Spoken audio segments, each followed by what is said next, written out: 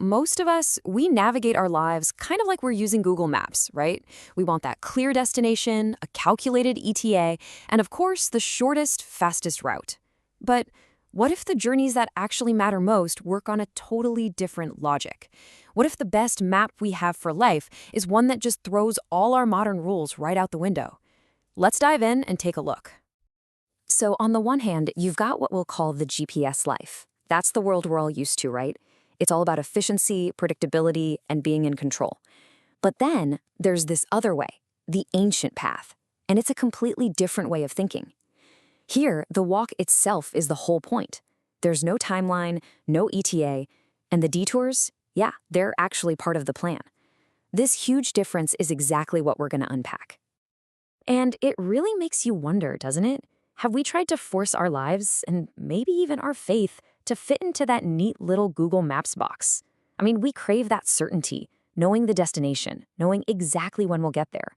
And that craving for control, well, it creates a ton of anxiety when life, as it always does, refuses to play by those rules and give us a clear ETA. Because let's face it, what if the journeys that matter most, building a career, raising a family, just becoming a better person, what if they just don't come with a predictable timeline? What if there's no guaranteed outcome? Well, this is the exact territory that our ancient map, the story of Abraham's journey, is built for. See, the thing is, according to the sources, this map of Abraham's life, it's not just some cute old drawing. It's actually a really sophisticated theological tool. It's designed to teach us something incredibly profound about how God works and what a life of faith really looks like. And get this, it reveals 3 surprising rules for the road. Okay, so rule number 1 is a big one. The journey is the point, not the destination. If you look at ancient maps of the story, there's no big red circle around the finish line. Nope. Instead, they're packed with arrows showing movement, backtracking, even wandering. The point is crystal clear. Faith is a process. It's not some final status you just unlock and you're done. All right, rule number 2, this journey doesn't happen in some kind of spiritual bubble. It cuts right through the busiest, most chaotic hubs of ancient civilization. We're talking places like Haran, and Egypt. These were basically the New Yorks and Londons of their time, absolute centers of trade, culture, and power. The message here is huge. God works right in the middle of our real, messy world, not off in some quiet corner. And then there's rule number 3, which, wow, this one is stunning. Abraham's detour to Egypt? It was a moment of complete and total failure. He was driven by fear, he lied about his wife. It was not his finest hour. And yet, it's drawn right there on the map, intentionally. It's not some embarrassing little footnote they tried to hide. It's treated as a critical part of the whole story. What does that tell us? It suggests that even our mistakes, our fears, they're also part of the journey God uses. But here's where it gets even more interesting. The power of this map isn't just in what you see, but also in what you don't see, what it leaves out.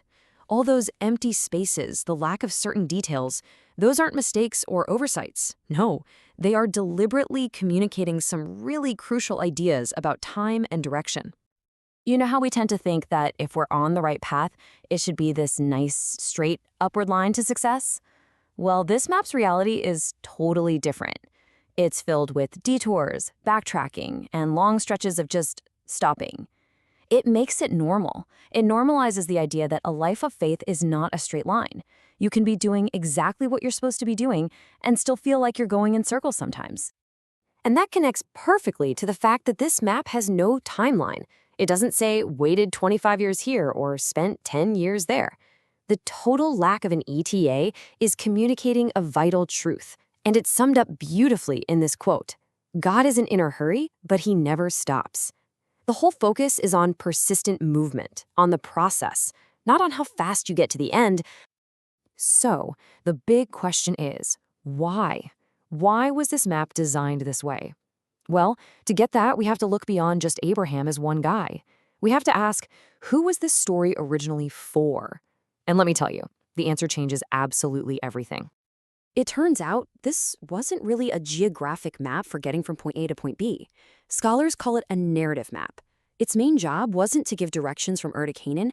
No, it was a tool to build a group's identity, to give a scattered people their origin story, to answer those huge questions. who are we and where do we come from? Just think about that for a second. Who would need a story like this one? This map, this was for people who felt completely lost. It was written for the wanderer, the exile living in a foreign land, for the person who'd been kicked out of their home. It was a story for anyone at all, who felt like they weren't yet where they were supposed to be.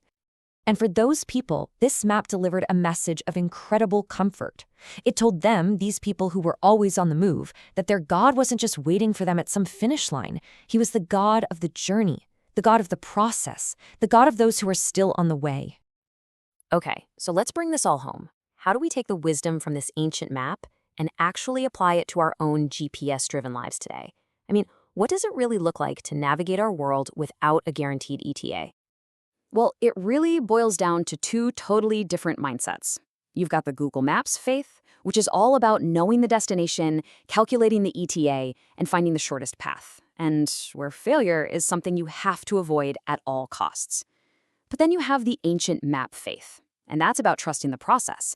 It's about embracing the unknown, accepting the detours, and understanding that failure, well, it's actually part of the story. And the takeaway here is just so profound. Think about it. Just like Abraham's fearful detour to Egypt stayed on his map, your failures, your moments of doubt, they don't get erased from your story. This ancient way of seeing things suggests they're not disqualifiers. Far from it. Instead, they can actually be redeemed and used as part of the journey itself. So this whole thing leaves us with one final, really challenging question.